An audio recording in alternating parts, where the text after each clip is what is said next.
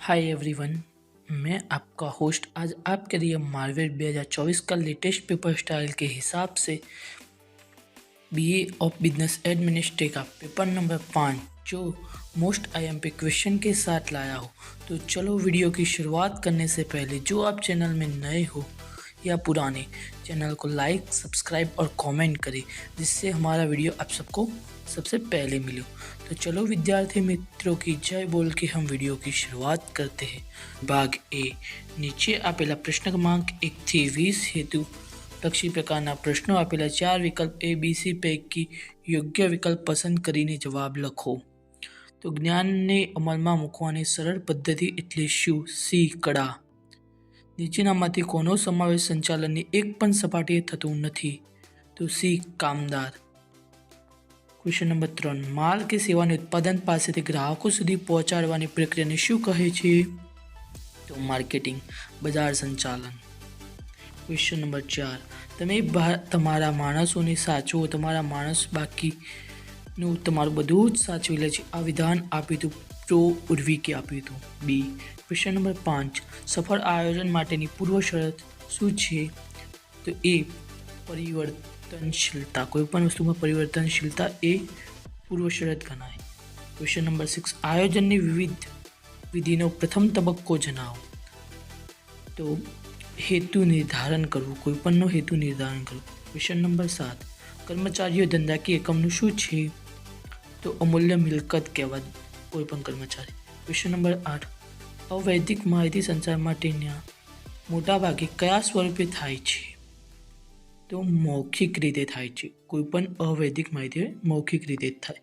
Question number 9, પ્રયત્નો, પરિણામ તથા સાધનો અને ઉદ્દેશ્યો વચ્ચે સંતુલન સાધનનું કાર્ય એટલે શું? તો અંકુશ, ડી।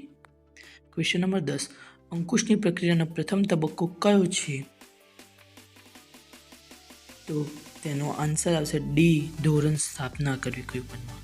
ક્વેશ્ચન નંબર 11, સંપત્તિના મહત્તીકરણનો હેતુ બીજા કયા નામે ઓળખાય છે?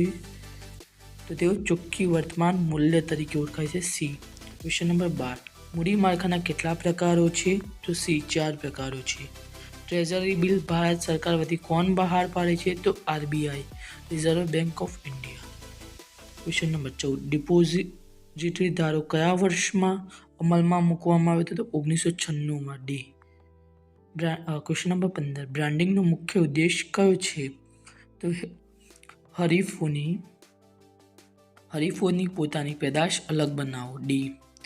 ક્વેશ્ચન નંબર 16, વેચાણ વૃદ્ધિની પ્રવૃત્તિઓને કારણે કઈ પરિસ્થિતિનું નિર્માણ થાય છે? તો ગ્રાહક પેદાશની ખરીદવાની તત્પરતા એ પ્રેરાય છે, એ। ક્વેશ્ચન નંબર 17, નીચેનામાંથી કયો હક ગ્રાહક સુરક્ષા કાયદા 1986 મુજબ નથી? આ ખૂબ ઇમ્પોર્ટન્ટ સવાલ છે, તેનો આન્સર આવશે બી, પ્રાથમિક જરૂરિયાતો। ક્વેશ્ચન નંબર 18, કઈ ગ્રાહક સુરક્ષાની સ્થાપના સાથે અમદાવાદ સંકળાયેલું છે? તો તેનો આન્સર આવશે એ, CERC। ક્વેશ્ચન નંબર 19, ટ્રેડમાર્ક ધારો કયા વર્ષમાં અસ્તિત્વમાં આવ્યો? તો સી, 1999માં। 2020 વિદેશી નિયામન માટે ભારતમાં હાલ કયો કાયદો અસ્તિત્વમાં છે? તો FEMA, ડી। હવે આ ક્વેશ્ચનના આન્સર નીચે આપેલા છે, જે જોઈ લેજો, ભૂલચૂક હોય તો સોલ્વ થઈ જાય। વિભાગ બી, નીચે આપેલા 21 થી 30 પ્રશ્નોનો ઉત્તર 1-2 વાક્યોમાં આપો, દરેકનો 1 ગુણ રહેશે।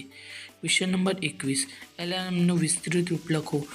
તો Indian institute of management. Question number 22, પેદાશમાં કયા કયા ગુણધર્મો સમાવેશ થાય છે? તો પેદાશમાં રંગ, કદ, આકાર, વજન, છાપ, પેકિંગ, કાર્ય સંબંધિત ખાતરી, વેચાણ પછીની સેવાઓ, પેદાશ વધી ગુણધર્મો સમાવેશ થાય છે। ક્વેશ્ચન નંબર 23, અંદાજપત્રના પ્રકારો જણાવો। તો અંદાજપત્રના મૂડી માળખું અંદાજપત્ર, ઉત્પાદન અંદાજપત્ર, ઉત્પાદન ખર્ચનું અંદાજપત્ર, વેચાણનું અંદાજપત્ર, રોકડનું અંદાજપત્ર।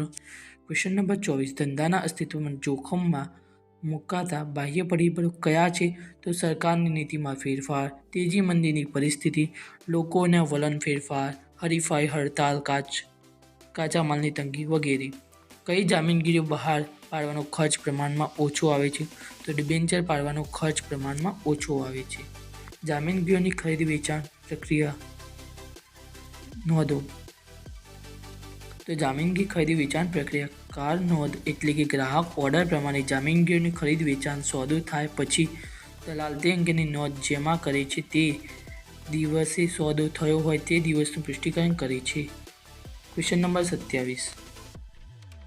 બજાર પ્રક્રિયા માર્કેટિંગ એટલે શું? બજાર પ્રક્રિયા એટલે કે એવી ધંધાકીય પ્રવૃત્તિ કે જેમાં માલ કે સેવાના પ્રવાસ ઉત્પાદન તરફથી ગ્રાહક તરફ ફાળવવામાં આવે છે. Question number 28.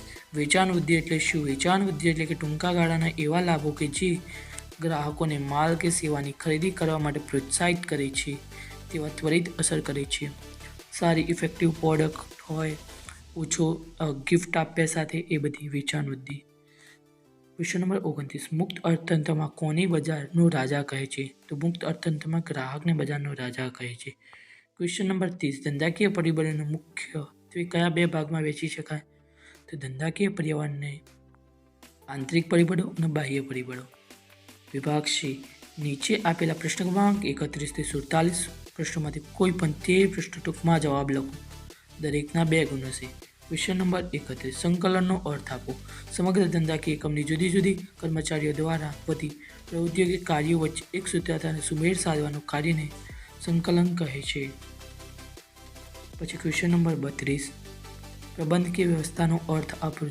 જ્યાં એક કરતાં વધારે વ્યક્તિઓ સામૂહિક રીતે કાર્ય કરે ત્યારે તે કાર્યને અસરકારક રીતે સિદ્ધ કરવા માટે માળખું કે વ્યવસ્થા તંત્ર છે જેને પ્રબંધ કહે છે, એટલે કે સ્ટ્રક્ચર વાઇઝ કામ થતું હોય ત્યાં. Question number 33. સંચાલનના સિદ્ધાંતો પરિવર્તનશીલ છે, સમજાવો. કારણ કે સંચાલન એ જડ નથી પરંતુ તે પરિવર્તનશીલ છે. સંચાલનના માનવ વર્તમાન સાથે સીધો સંબંધ ધરાવે છે, જેથી કોઈપણ કારણોસર તેમાં ચેન્જીસ કરી શકાય છે પરિસ્થિતિ પ્રમાણે. તેથી તે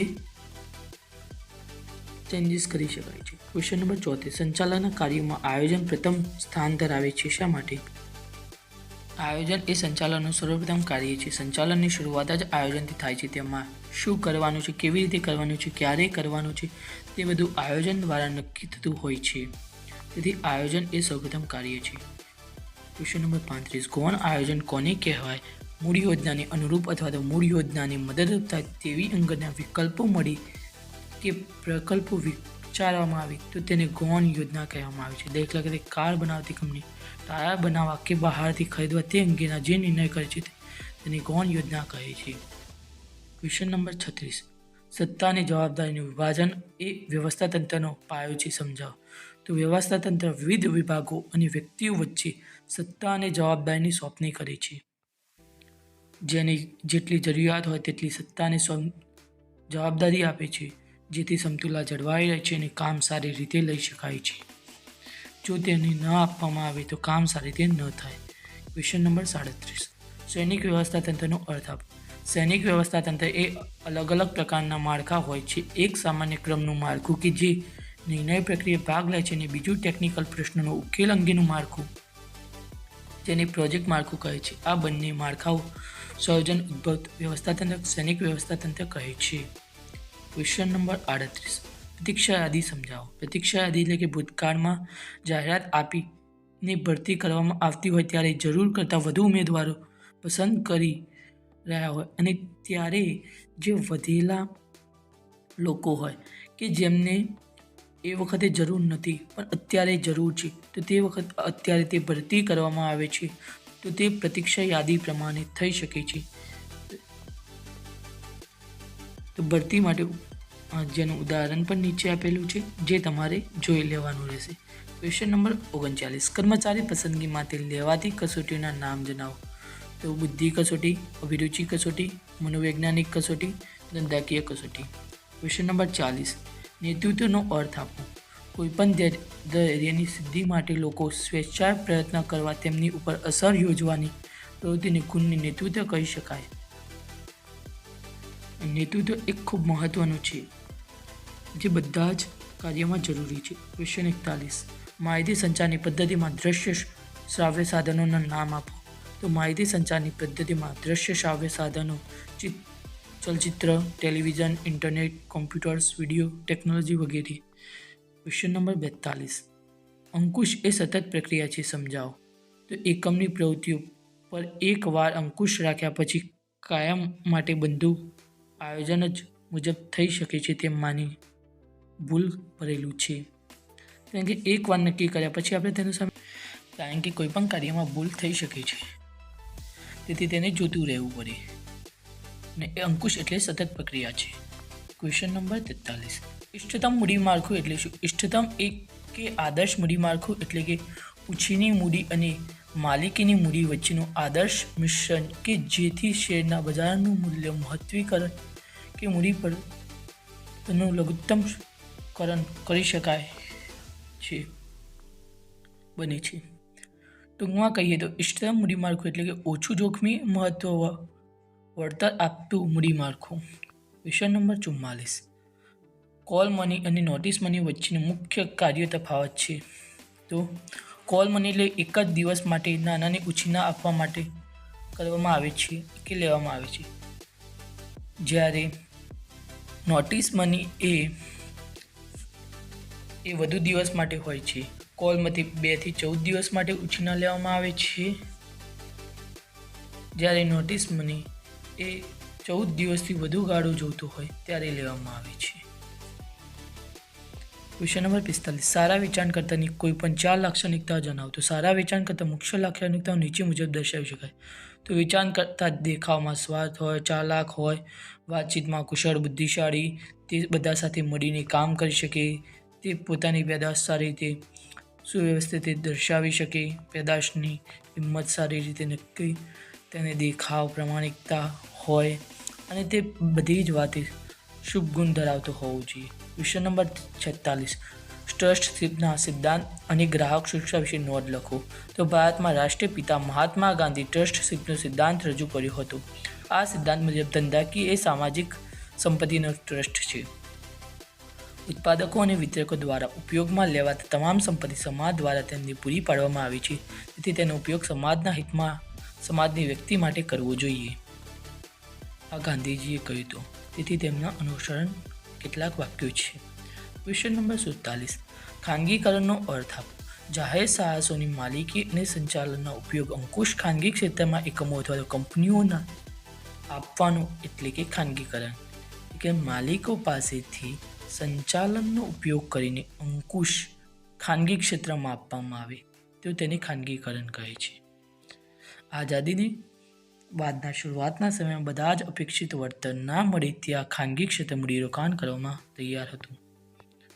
આ ખૂબ ચાલ્યું હતું, તે તમારે ક્વેશ્ચન જોઈ લેવાનો રહેશે. વિભાગ ડી. નીચે આપેલા પ્રશ્ન ક્રમાંક 48 થી 59 સુધીના પ્રશ્નો કોઈ પણ 8 પ્રશ્નો મુદ્દાસર જવાબ આપો. સંચાલનનું મહત્વ સમજાવો. સંચાલનનો મહત્વનો ખ્યાલ નીચે બાબત પરથી આવી શકે છે. તો દરેક ક્ષેત્રમાં જરૂરી છે, સાધનોનો ઇષ્ટતમ ઉપયોગ કરવો, પછી ધૈર્ય સિદ્ધિ માટે, ધંધાની સફળતા માટે જરૂરી છે, રોજગારીની તકો વધારવા માટે, નફામાં વૃદ્ધિ કરવા માટે, સામાજિક લાભ લેવા માટે, બીજા કેટલાય કારણો માટે જરૂરી છે. ઉચ્ચ સપાટી સંચાલનના કાર્ય જણાવો. તો ઉચ્ચ સપાટી ધંધાકીય એકમના ગૌણ ઉદ્દેશ્યો નક્કી કરે છે, ધંધાકીય એકમની ટ્રસ્ટ તરીકેનું કાર્ય કરે છે, ધંધાકીય એકમના વહીવટી અધિકારીઓ કોઈ પણ નાણાંનું કાર્ય, બીજું કોઈ પણ કાર્ય તે અંદાજપત્રો મંજૂર કરવા હોય કે બીજા બધા કાર્યો જે ઉચ્ચ સપાટી દ્વારા કરવામાં આવે છે. Question number 57. ગ્રાહક સુરક્ષાનો અર્થ આપી તેના ખ્યાલ સ્પષ્ટ કરો.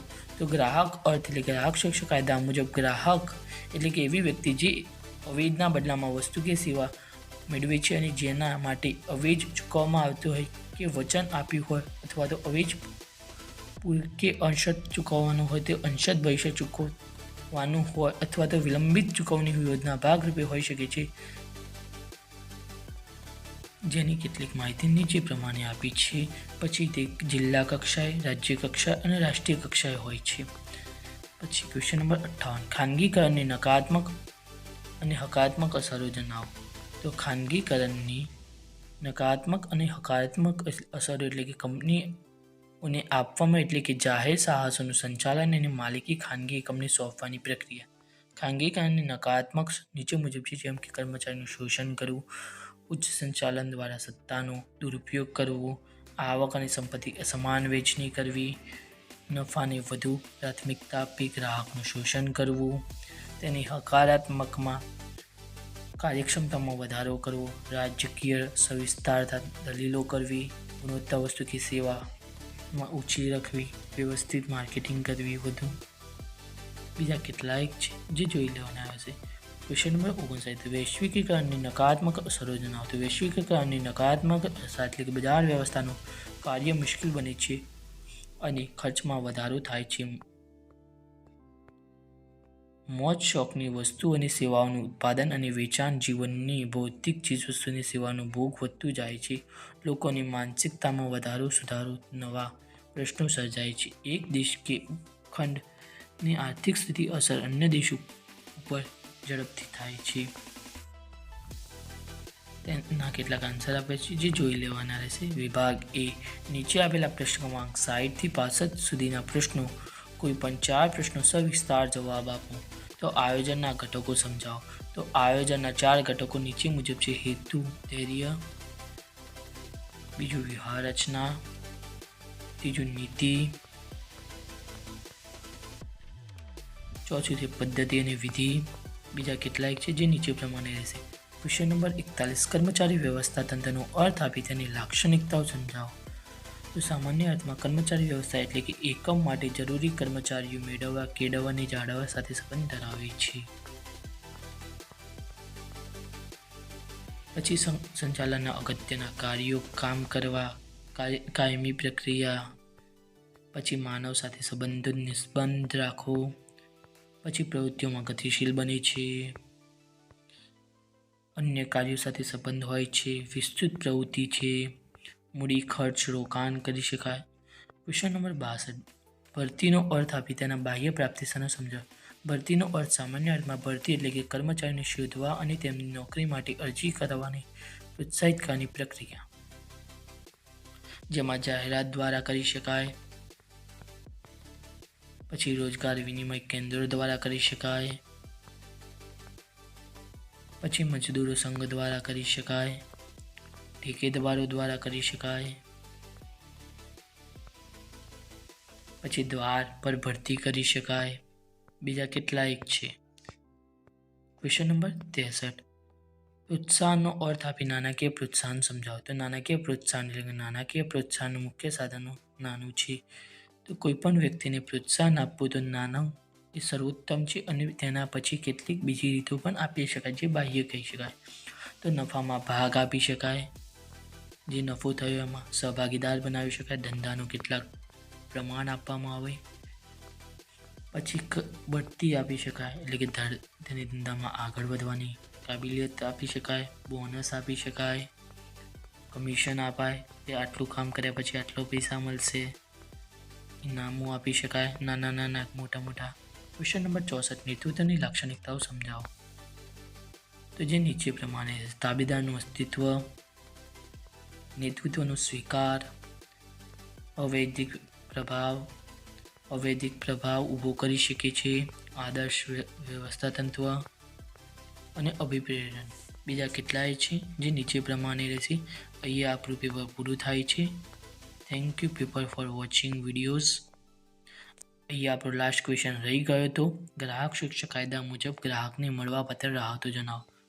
તો જે ગ્રાહક અદાલત ફરિયાદ સ્વીકાર કરે તો ફરિયાદની તરફેણમાં નીચે જણાવેલા રાહતો પૈકી એક કરતાં વધુ લાભ આપી શકે છે, જેમ કે વસ્તુ સેવાનો રહેલ ખામી દૂર કરવાનો હુકમ, પછી ખામી વસ્તુને ખામી રહિત નવી વસ્તુ બદલી શકે છે, સામે પક્ષકારની બેદરકારીને ગ્રાહકને થયેલ નુકસાન ઈજા માટે વ્યાજબી વળતર આપી શકે છે. બીજી કેટલીક જે ગ્રાહકને ફાયદાદાયક હોઈ શકે તે મળી જાય છે. અહીંયા આપણું પેપર પૂરું થઈ જાય.